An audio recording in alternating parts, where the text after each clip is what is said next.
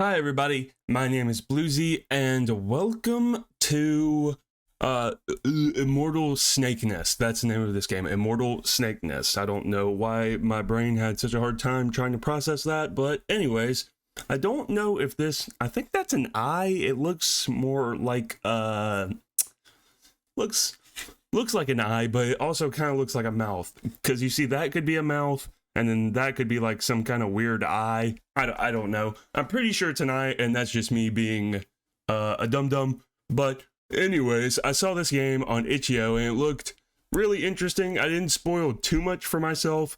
It's kind of... It has a lot of... I was reading some of the reviews on it, and it said it had a lot of like gross body contortion kind of stuff.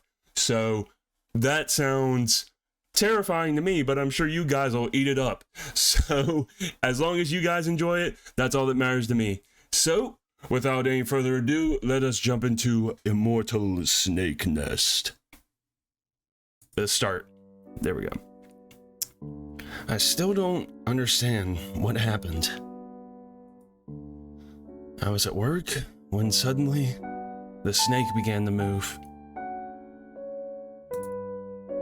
It had taken residence in my skull some time ago. I couldn't recall when anymore. I found it difficult to talk about it to other people, despite always feeling it. Every day was a feat in a constant relearning to live with its demand. As the snake loosened its grip on my frontal lobe, I had suddenly found myself feeling lighter, eased. For the first time in a long time, my sigh of relief came in the form of a moan, as my body collapsed onto the floor.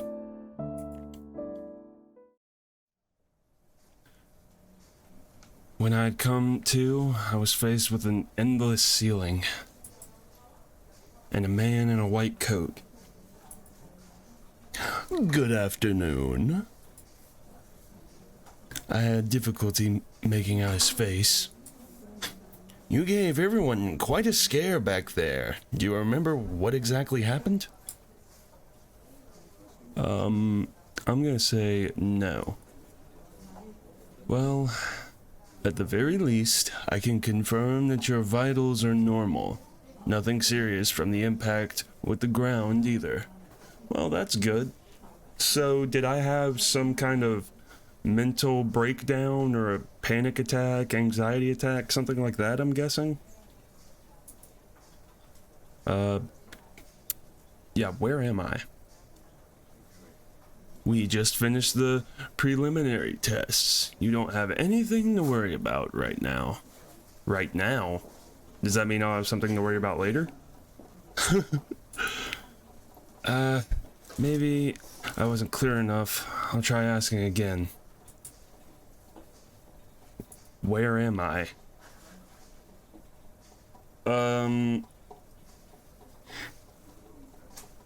He's looking at me as if he doesn't know I've finished speaking. Oh, good. Anyhow, we have just one last thing to do, and then you're home free. Sit tight now. He squeezes my bare calf affirmingly before raising from his seat and disappearing behind the curtain. And it said rising, I know. I'm just illiterate. The snake has been clenching intensively ever since I've woken up. What the hell? It is as uncertain about its surroundings as I am. Oh, yeah, that's her brain. That doesn't look like a snake. That looks like a centipede. Ugh. A cautionary hiss only I can hear reverberates throughout my body. Like the primordial predator it is, it will not forfeit the comfort of its nest so easily. Controlled, I start from the head.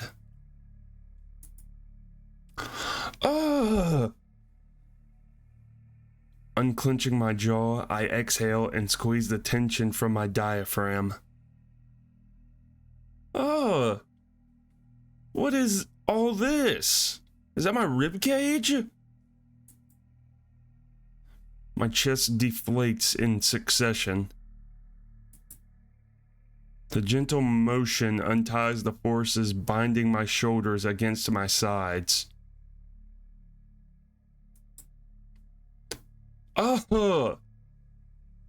My lower back rolls against the plastic covering of the mattress, spreading itself out farther than the state I had awoken in.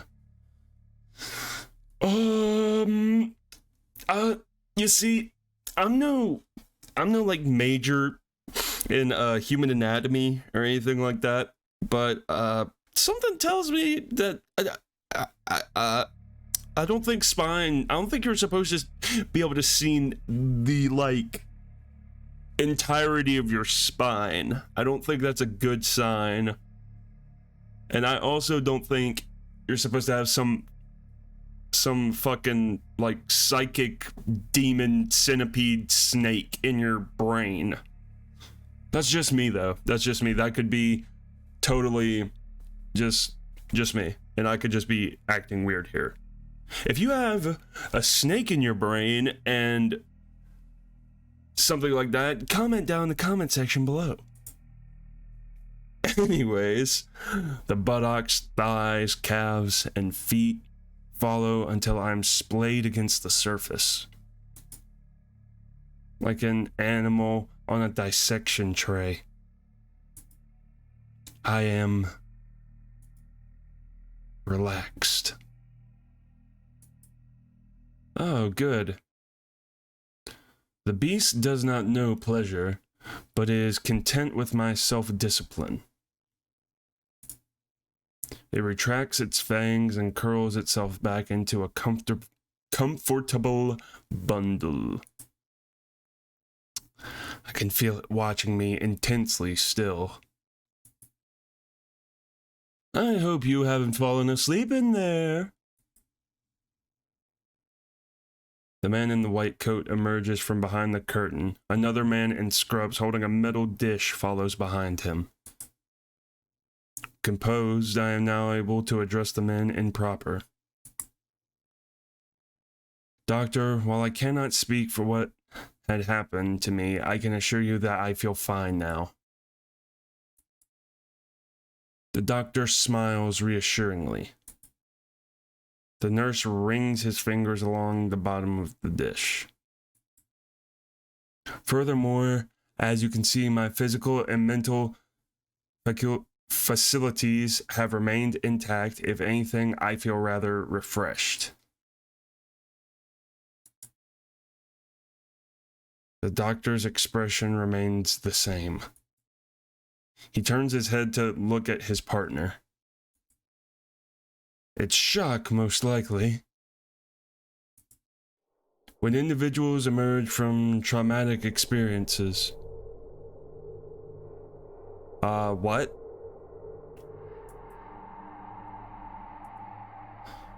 Rationalization.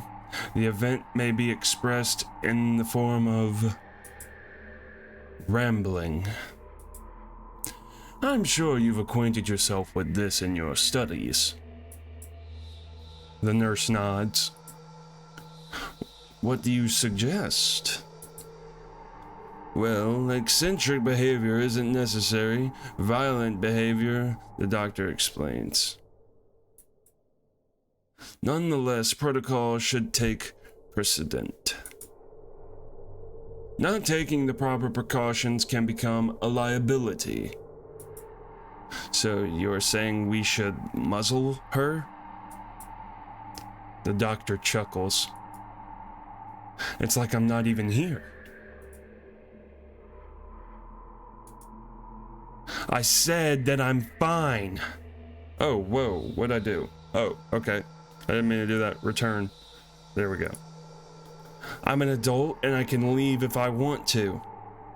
Maybe that wasn't the best thing to say, but also this is kind of ridiculous that they're not talking to me. I push myself up with my palms. The doctor's lips smooth into a line. The nurse furrows his brow. With an unwavering gentleness, the doctor speaks once more. You're tense, and you're not feeling like yourself. You need to relax. Help us to help you. I can feel the nurse glaring at me. Despite being unable to see his face, I know that I have upset him in particular. He is intensely gripping the metallic dish. Okay, here's my brain again. The serpent slithers around my brain, deliberately turning itself into a rough knot. It watches the nurse watch me. It's painful. I lean back on the bed, acquiescing as the peace offering to both, and then turn back to the doctor.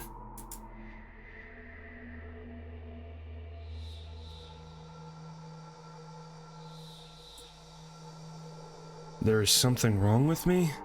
A diagnostic was conducted while you were unconscious. The doctor raises his brows sympathetically. Some of your co-workers told us that you have troubles integrating with them. You're friendly and hardworking, but maintain certain boundaries. I remain firm. I'm very personable with them. Of course. A little on the quiet side though, right? Prefer to keep at work at work?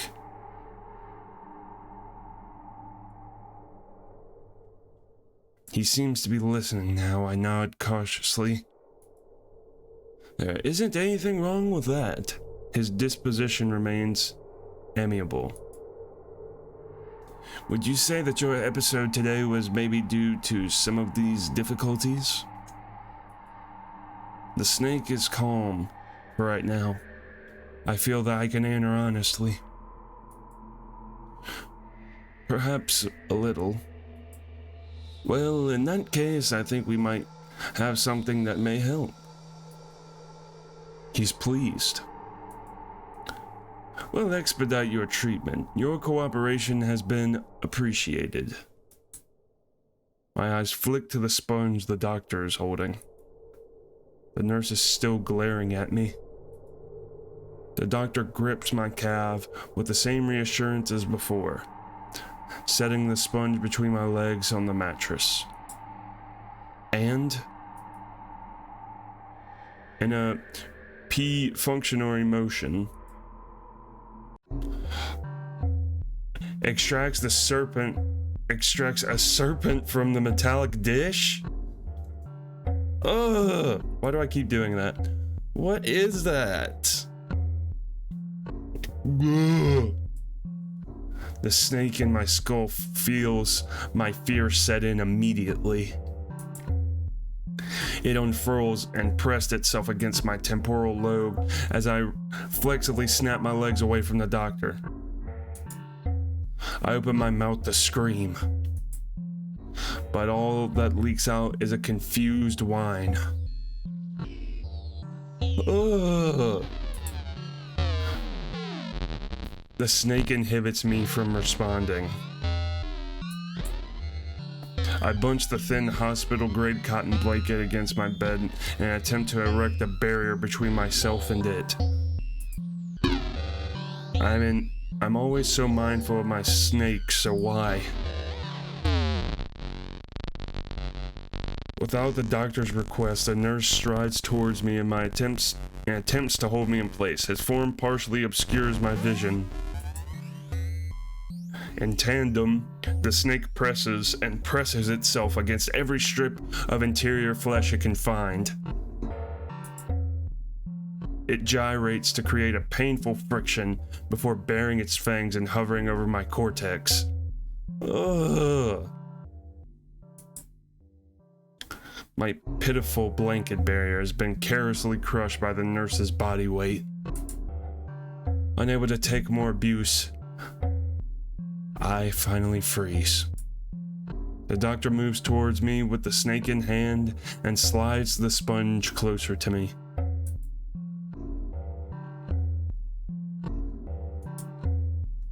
I don't want to see that. I don't want it. I cough and recompose under the pressure. Doctor, please. I can assure you that I'm just fine. The weight of the nurse does not wane. Perhaps a bit hungry from having slept for so long. The doctor washes a small patch of skin on my leg. The snake perks up, smelling the moist flesh. Ugh! Unlike the one in my brain, this one is blind. Its only factory senses do not appear inhibited. However, it levitates towards the scent. The doctor guides it closer, allowing it to become acquainted like a newborn baby towards a family pet. I feel a thin tongue whip across the patch on my leg. No, dude! Gross! What is this? Doctor, I have a very important arrangement this afternoon, and I have no time for an operation. Could we consider rescheduling? Mature? Reasonable? I'm sweating globs. There's no one to cry for help to me. That's why they gave me the first snake. Doctor, while I have a sturdy constitution, I may just make matters more difficult for you by being so unprepared. Doctor, I am an upstanding member of society. I need another snake. I need another snake.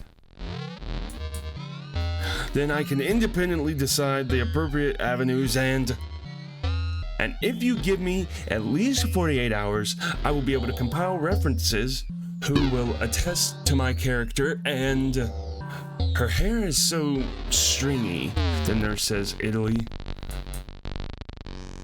The doctor's maw stretches open, letting out an affectionate laugh, and the snake bites down.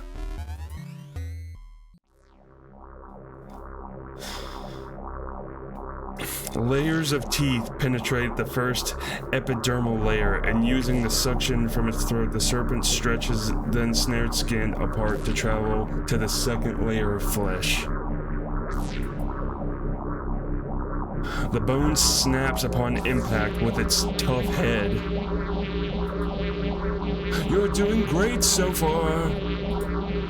The doctor's voice sounds so far away. Sinew is reconstructed as quickly as it is destroyed. The tarnished flesh is used as nutrition, and the creature secretes a thick fluid that ossifies in its place.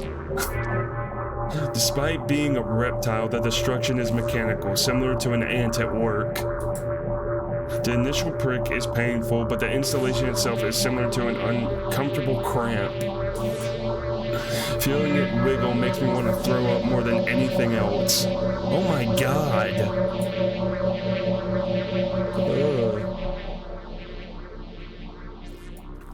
I'm unmoving, but the nurse and the serpent in my brain grip me harder than before. An unnatural process made natural from the inside and out. The snake shakes to loosen the entrance as the rest of the body is propelled inside. Ugh. The way this is being described is just so ugh. The assimilation is complete. Look at that. The nurse peels himself off of me like a thick strip of gauze, and I can finally see what's become of my leg.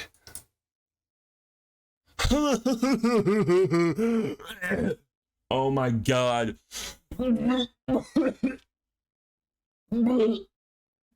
Oh my gosh, dude, look at that. It's like pussing out. And it's got like gangrene all over it. Swollen, fetid. The wound is still fresh. The snake periodically tosses and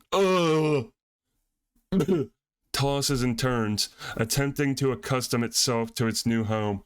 I am actually getting like nauseous from this, man. This is gross. Just the way it's with the visual, just the visuals and the wording is just ugh. The doctor tilts his head to look at my face. It'll feel itchy for about 72 hours. I reckon it will. I reckon it'll feel actually a lot more than itchy, actually. Once it's comfortable in there, though, you'll find yourself with a whole new lease on life. The edges of my mouth lift into a weary smile. We'll put it in a cast to keep it isolated until the incubation period is finished. Speak to the front desk to book a follow-up appointment after you get dressed. After a week, I go back to work. The boss has a box of donuts in the lunchroom to celebrate my rehabilitation. My co-workers ask how I'm feeling, and I tell them a little bit better, and apologize for any inconvenience. Everyone signs my cast. And that's it? That's the game? Jesus, dude, that was gross. Ugh.